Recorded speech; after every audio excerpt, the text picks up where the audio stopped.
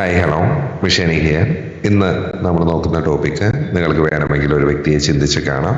അപ്പോൾ നിങ്ങൾ ആരെയാണോ ചിന്തിക്കുന്നത് ആ വ്യക്തിയെ കണ്ടുമുട്ടുമോ എന്നൊരു ടോപ്പിക്കിൽ നമ്മൾ എല്ലാ നോർമൽ കാർഡുകളാണ് എടുത്തിട്ടുള്ളത്.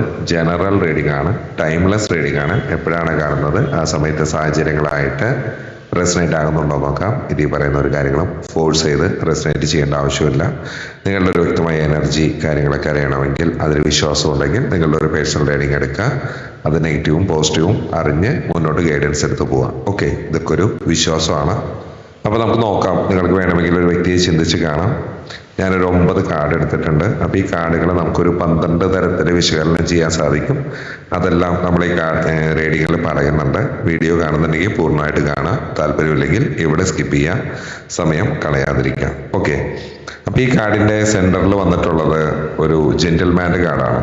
ഓക്കെ, ഇത് എത്തരത്തിൽ നിങ്ങൾക്ക് റെസനേറ്റ് ആകുന്നു എന്ന് നോക്കാം. അപ്പോൾ നിങ്ങൾ ആരെയാണോ ചിന്തിക്കുന്നത് ആ വ്യക്തി അയാളുടെ തീരുമാനങ്ങൾക്കും ചിന്തകൾക്കുമാണ് ഈ ഒരു സമയം കൂടുതൽ പ്രാധാന്യം നൽകുന്നത്.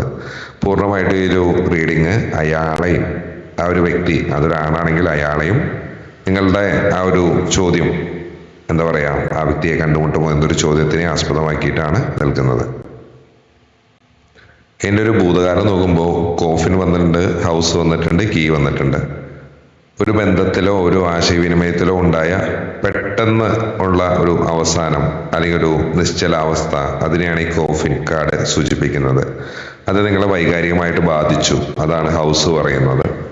പക്ഷെ അതിൽ നിന്നുള്ളൊരു മോചനം അല്ലെങ്കിൽ ഒരു കൃത്യമായ ഉത്തരം നിങ്ങൾ കണ്ടെത്തിയിട്ടുണ്ട്, അതാണ് കീ. ഓക്കെ, അല്ലെങ്കിൽ കണ്ടെത്താൻ പോകുന്നു. ഓക്കെ, വർത്തമാനകാലം എന്ന് പറയുമ്പോൾ റിങ്ങും ജെന്റിൽമാനും ഫോക്സും ആണ് വന്നിട്ടുള്ളത്. നിലവിലെ ഈ വ്യക്തിയായിട്ടുള്ള ഒരു ബന്ധം അല്ലെങ്കിൽ കമ്മിറ്റ്മെന്റ് അല്പം സങ്കീർണമാണ്. കമ്മിറ്റ്മെന്റ് ആണ് റിങ് വരുന്നത്.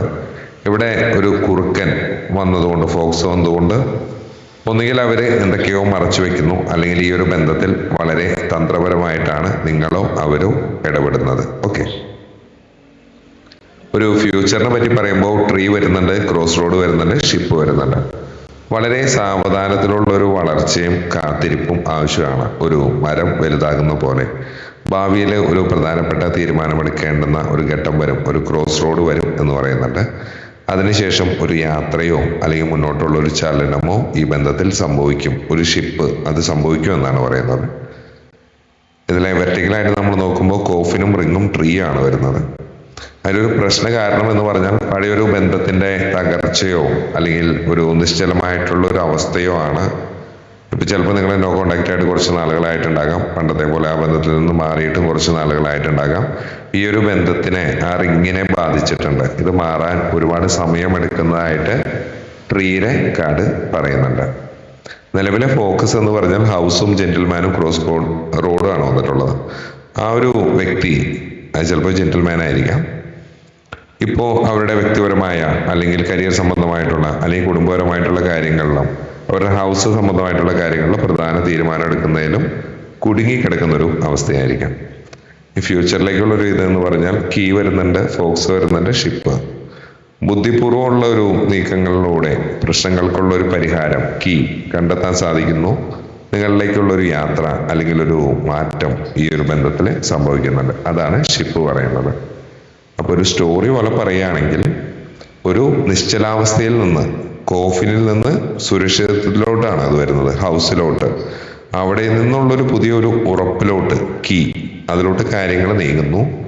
ഈ വ്യക്തിയായിട്ടുള്ളൊരു കമ്മിറ്റ്മെന്റില് അല്ലെങ്കിൽ ആ റിങ്ങില് ചില സംശയങ്ങളോ തന്ത്രങ്ങളോ ഫോക്സ് അത് ഒളിഞ്ഞിരിക്കുന്നുണ്ട്. പക്ഷേ ക്ഷമയോടുകൂടിയുള്ള ഒരു കാത്തിരിപ്പിനൊടുവില് ഒരു ട്രീ പോലെ നമ്മൾ അതിനൊരു സമയം കൊടുക്കുമ്പോൾ ഒരു വലിയ തീരുമാനത്തിലൂടെ ഒരു ക്രോസ് റോഡിൽ കൂടെ പോയി നിങ്ങൾക്ക് ഒരു തീരുമാനം എടുക്കേണ്ടുന്ന ഒരു അവസ്ഥ വന്നിട്ട് ഒരു യാത്രയോ ഒരു കൂടിക്കാഴ്ചയോ ഷിപ്പ് പോലെ സംഭവിക്കുമെന്ന് പറയുന്നുണ്ട്. ഷിപ്പ് ഒരു സ്ഥലത്ത് നിൽക്കുന്നതല്ല, നീങ്ങിപ്പോയിക്കൊണ്ടിരിക്കുന്ന ഒരു എനർജീനെയാണ് പറയുന്നത്. മനസ്സിലായി കാണുമെന്ന് വിചാരിക്കുന്നു. നെക്സ്റ്റ് നമ്മൾ കോർണേഴ്സ് നോക്കുകയാണെങ്കിൽ നിശ്ചലാവസ്ഥയിൽ നിന്ന് ചലനത്തിലോട്ടാണ് പറയുന്നത്. കോഫിനിൽ നിന്ന് ഷിപ്പിലോട്ടാണ് വരുന്നത്.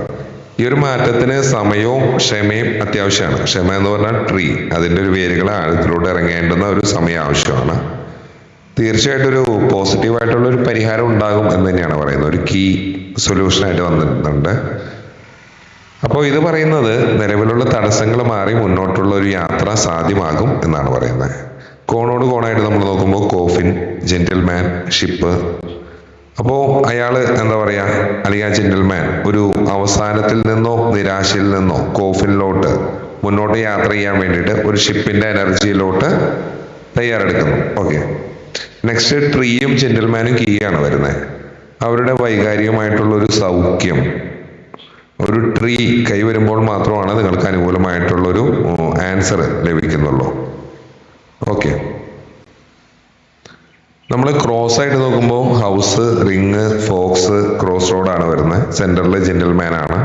കാരണം ഈ ഒരു വ്യക്തിയെ ചുറ്റിപ്പറ്റി നിൽക്കുന്നത് കുടുംബം, ബന്ധമാണ് റിങ്ങിന് സൂചിപ്പിക്കുന്നത്. ഹൗസ് പറയുന്നുണ്ട് കുടുംബം, കൗശലം, ജോലി അതിനെ സൂചിപ്പിക്കാം ഫോക്സ്, തീരുമാനങ്ങൾ ക്രോസ് റോഡ് എന്നിവയാണ്. അപ്പോൾ എന്താ പറയാ, അവര് ഇപ്പോ ഒരു ബന്ധത്തിനെ കുറിച്ചോ കുടുംബത്തിനെ കുറിച്ചോ വളരെ എന്താ പറയാ ഒരു തന്ത്രപരമായിട്ടുള്ള അല്ലെങ്കിൽ ഒരു കൗശലപൂർവ്വം ഒരു തീരുമാനമെടുക്കാൻ വേണ്ടി ശ്രമിക്കുന്ന ഒരു അവസ്ഥയെ പറയുന്നുണ്ട്. ബോക്സിംഗ് ആയിട്ട് നമ്മൾ നോക്കുമ്പോൾ ഈ സെന്ററിലുള്ള ഈ ഒരു വ്യക്തിയെ ചുറ്റുമുള്ള 8 കാർഡുകളും വലിയ രീതിയിൽ സ്വാധീനിക്കുന്നുണ്ട്. അവരിപ്പോ ഒരു സ്വതന്ത്രനല്ല എന്ന് പറയാം.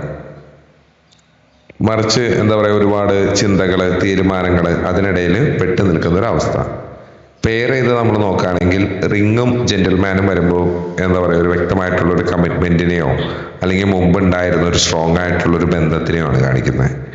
ജെന്റിൽമാനും ഫോക്സും കൂടി വരുമ്പോൾ ഈ ഒരു വ്യക്തി ഇപ്പോൾ പൂർണ്ണമായിട്ട് ഒരു സത്യസന്ധതയിലല്ല, അല്ലെങ്കിൽ എന്താ പറയാ സ്വാർത്ഥ താല്പര്യങ്ങള്, അവരുടെ സ്വന്തം താല്പര്യങ്ങളെ സംരക്ഷിക്കാനുള്ള ഒരു ജാഗ്രതയിലായിരിക്കാം. ക്രോസ് റോഡ് ഷിപ്പും വരുമ്പോൾ ഒരു യാത്രയ്ക്കുള്ളൊരു തീരുമാനം അല്ലെങ്കിൽ മുന്നോട്ട് പോകാനുള്ള ഒരു തീരുമാനത്തിനെ കാണിക്കുന്നുണ്ട്.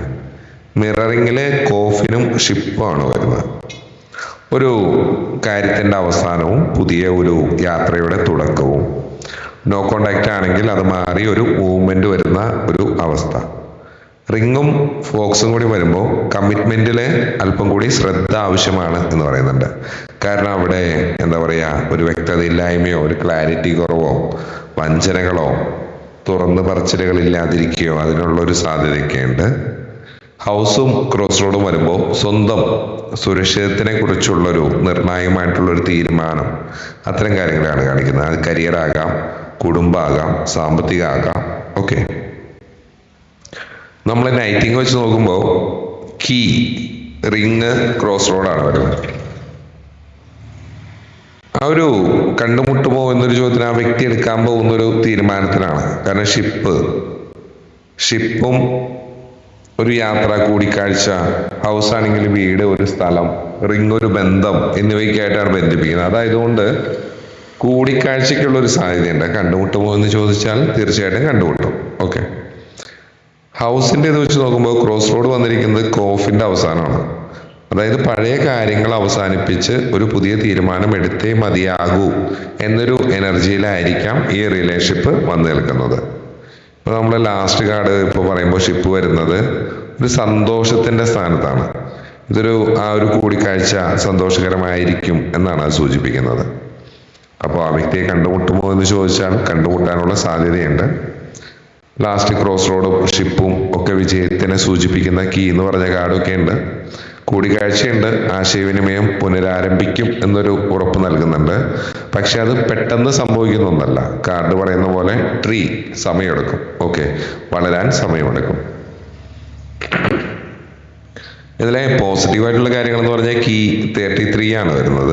തടസ്സങ്ങൾ മാറും, അല്ലെങ്കിൽ നിങ്ങൾക്ക് അനുകൂലമായിട്ടുള്ള ഒരു പരിഹാരം ഈ ഒരു ബന്ധത്തിലുണ്ടാകും എന്ന് പറയുന്നുണ്ട്. ഷിപ്പ് വരുന്നുണ്ട്, ദൂരങ്ങൾ കുറയും, ഒരു യാത്രയിലൂടെയോ അല്ലെങ്കിൽ മുന്നോട്ടുള്ള ഒരു ഇതിലൂടെയോ നിങ്ങൾ പരസ്പരം കാണാനുള്ളൊരു സാധ്യതയുണ്ട്.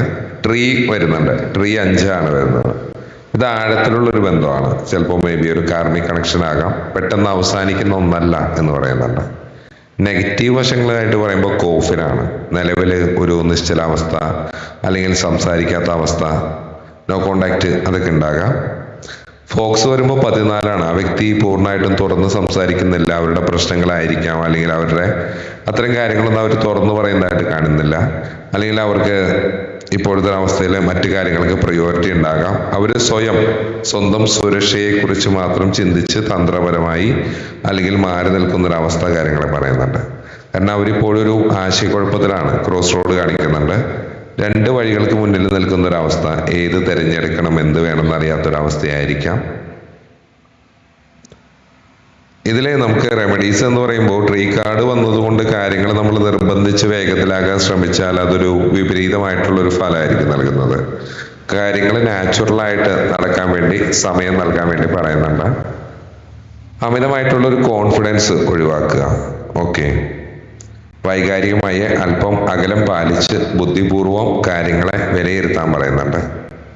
നിങ്ങളുടെ സുരക്ഷിതത്വം, നിങ്ങളുടെ വ്യക്തിപരമായ സന്തോഷവും സമാധാനവും എന്തിനാണ് പ്രയോറിറ്റി കൊടുക്കുന്നത്, അതെല്ലാം നോക്കുക. നിങ്ങളുടെ അടിത്തറ ഭദ്രമാക്കാൻ പറയുന്നുണ്ട്. ക്രോസ് റോഡ് വരുന്നത് ജെന്റിൽമാന് താഴെയാണ്. അതുകൊണ്ട് കൂടിക്കാഴ്ചയെക്കുറിച്ചുള്ളൊരു തീരുമാനമോ ഒരു നെക്സ്റ്റ് ഒരു സ്റ്റെപ്പോ ആ വ്യക്തി തന്നെ എടുക്കട്ടെ എന്ന് വിചാരിക്കുക. നിങ്ങളായിട്ട് നിർബന്ധിക്കാതിരിക്കുക എന്നാണ് പറയുന്നത്. ചുരുക്കി പറഞ്ഞാൽ നിലവിലെ തടസ്സങ്ങൾ, കോഫിന്റെ എനർജി മാറി ആ വ്യക്തി കൃത്യമായ ഒരു തീരുമാനം ആ ഒരു ക്രോസ് റോഡിൽ എടുക്കുകയും തുടർന്ന് നിങ്ങളെ തേടി ഒരു യാത്ര അല്ലെങ്കിൽ ഒരു കൂടിക്കാഴ്ച, ഷിപ്പ് അത് വരുന്നുണ്ട്. പക്ഷെ അതിനു മുമ്പ് അവരുടെ സ്വന്തം ചിന്തകളിൽ നിന്ന് പുറത്തു വരേണ്ടതുണ്ട്.